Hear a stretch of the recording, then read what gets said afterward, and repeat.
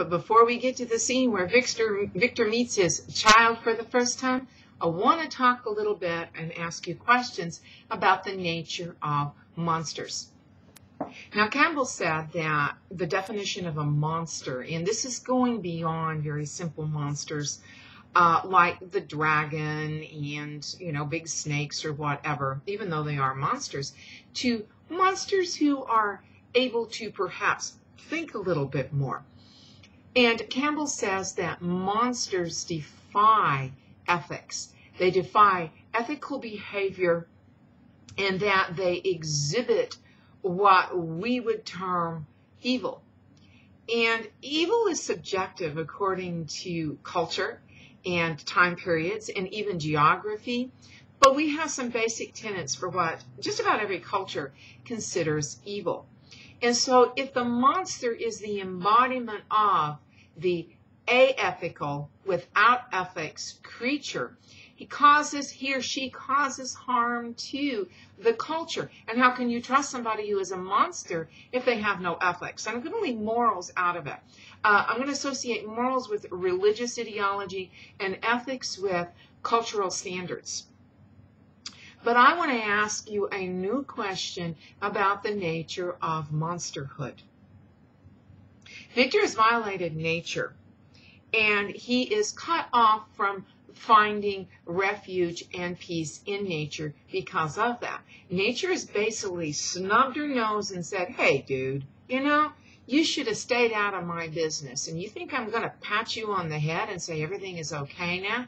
No. She is going to say, you're going to think you get a little bit of comfort here, but in the end, there's going to be nothing for you. Now, as such, the creature is a violation of nature, not because of anything inherently that it did in and of itself, but because of Victor. So I want to ask you, and this is going to be on the discussion board as well, if monsters defy ethical behavior, do they also violate or defy the laws of nature? Are monsters somehow I don't want to say outside of nature, because I won't use the term supernatural, because I don't believe that anything is outside of the natural world. And so you can't create something unnatural in a sense, but according to this, you can. The creature is something outside of nature. Nature did not create it. Nature did not sanction it. And so think of Grendel, and think of some other monsters. Think of zombies. They defy nature. They're not supposed to come back to life. Think of vampires. They defy what is natural. The dead are supposed to die, and they're supposed to stay dead. But both zombies and vampires snub their noses at nature and say, here I am. So what does that say about monsterhood?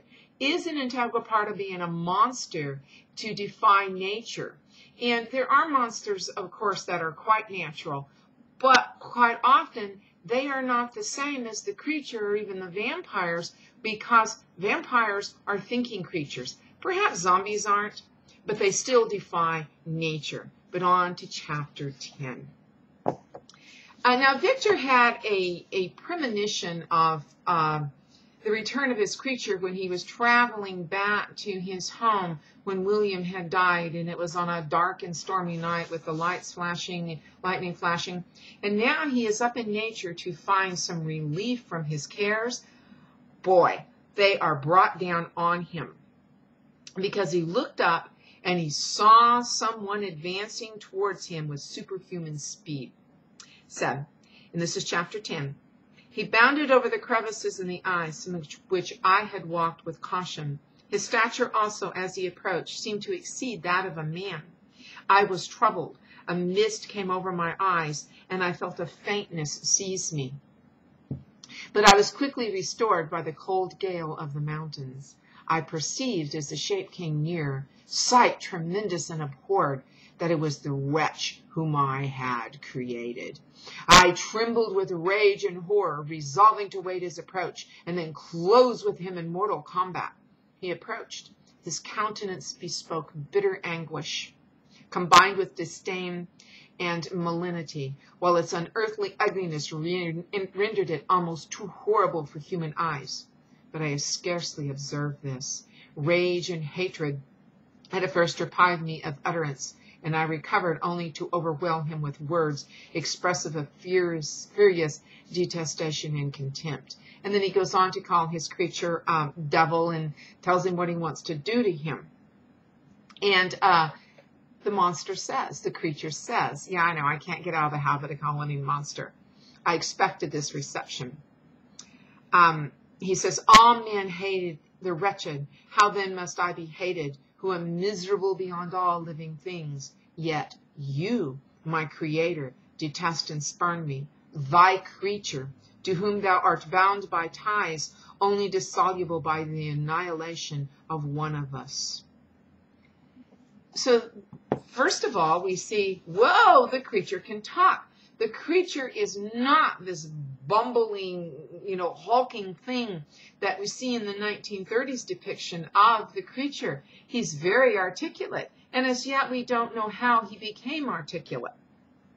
Now, he is basically Victor's fallen angel, and this is goes back to being a parody of Paradise Lost.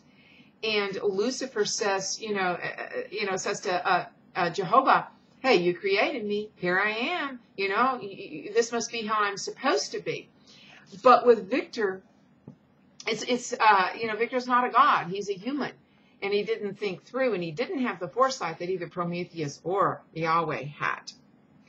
And Victor keeps saying, I'm going to kill you. And at one point he says, you reproach me with your creation. Come then, so I may extinguish the spark which I so negligently bestowed.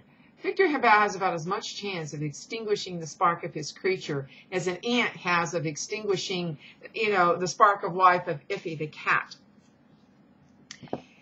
And so Victor is still,